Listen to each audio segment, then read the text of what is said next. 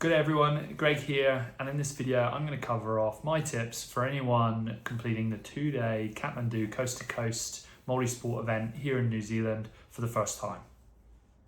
So I completed the event for the first time in 2024.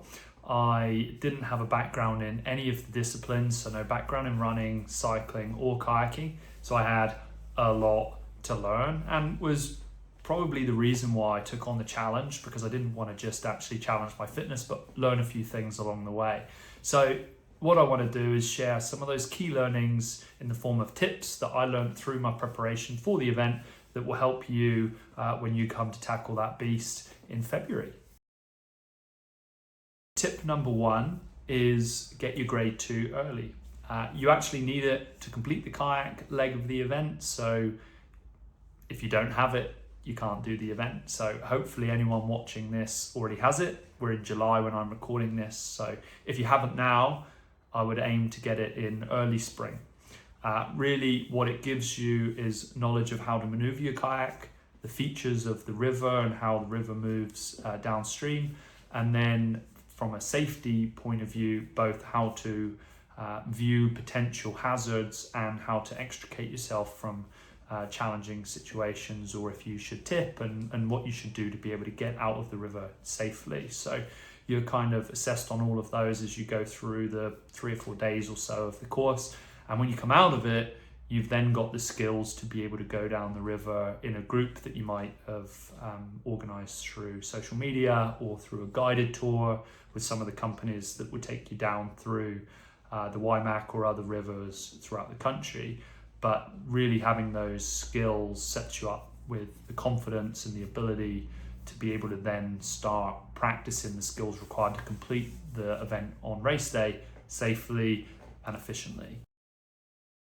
Tip number 2, recce the course. So you'll obviously be doing loads of training to be able to get yourself ready to complete the event. It's a long way, multiple disciplines, a lot of work goes into it. So for me, I live in Mount Maunganui, so on the North Island, and there'll be a lot of people competing in the event who don't live in the Canterbury area or the West Coast area to have run of the course at various stages through the year. So you obviously do your best to be able to create elements of the course running on terrible terrain. So you've got cycling on the roads, and you might have grade 2 rivers through the country relatively near to you to have access, but there's nothing quite like getting down there and doing a bit of a recce on the course. So if you get down, you can do the run through Deception Valley and over. It really gives you a chance to assess the terrain. There's lots of different ways in which you can complete, especially the beginning part of the course, because it's a really wide valley that then narrows up as you get towards Gopes Pass. So plenty of different routes that you can take, definitely a load of options. So the more time you can spend down there practicing that, not only do you build a few skills and get the body ready for some of the pretty horrific terrain that the run is based on, you can also have a look at different ways in which you might be able to find faster ways, more efficient ways for you to be able to navigate the course.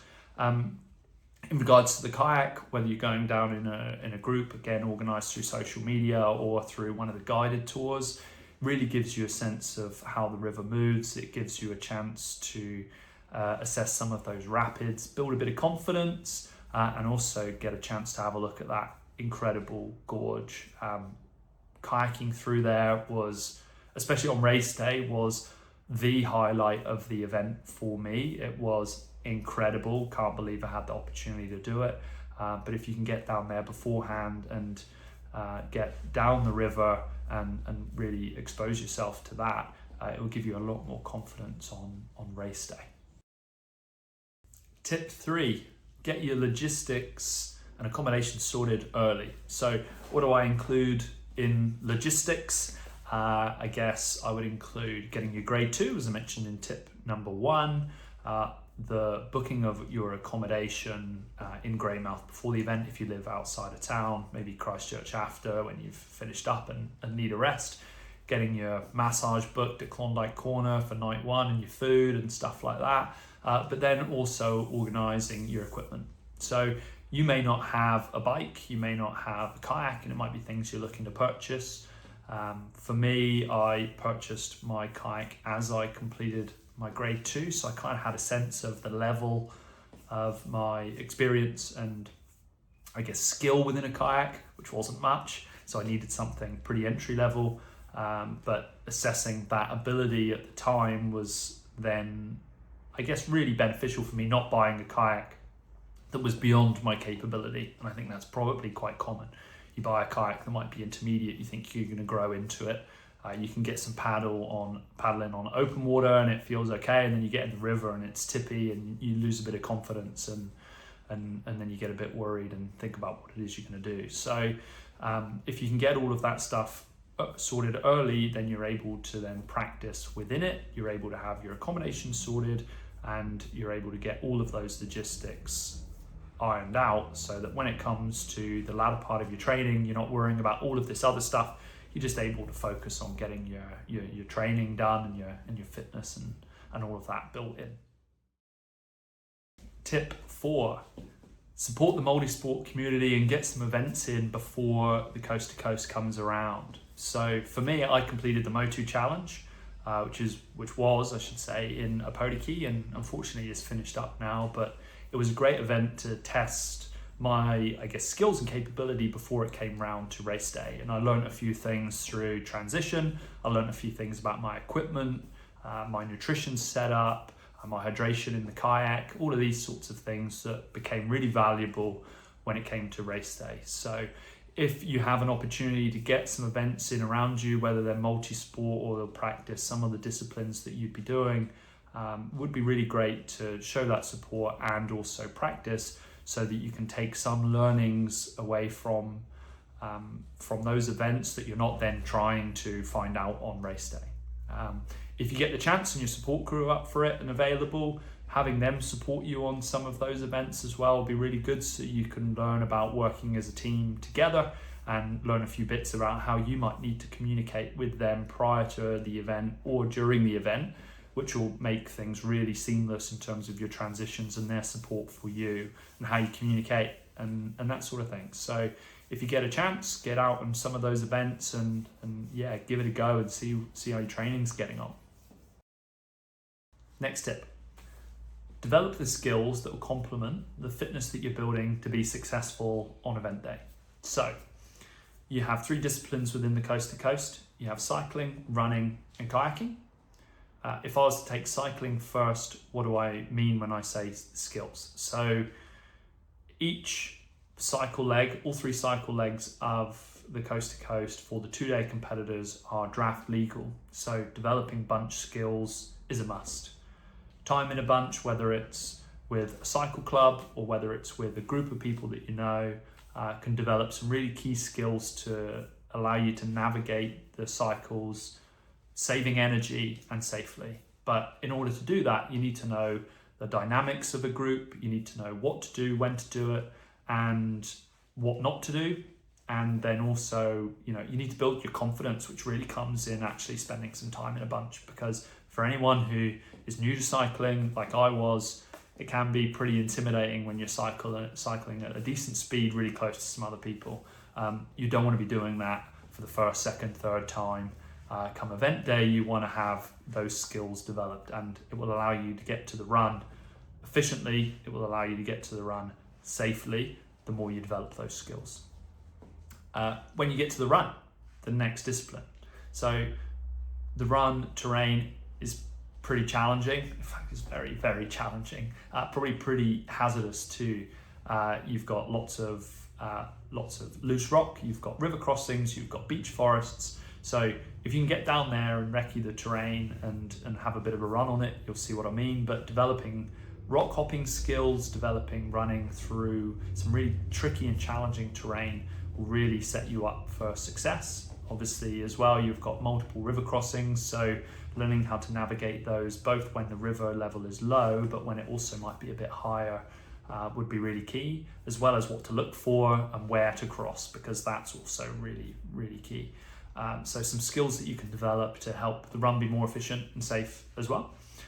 From a kayaking standpoint, I've obviously mentioned the grade 2 a number of times, so developing those river skills to be able to complement the fitness that you might be building on non-grade 2 rivers or open water is really beneficial. So for me, I live in Mount Maunganui. A lot of my endurance and paddle stamina kind of training was out in Pilot Bay, which bears no resemblance to the Waimak whatsoever, other than the fact that it's in water.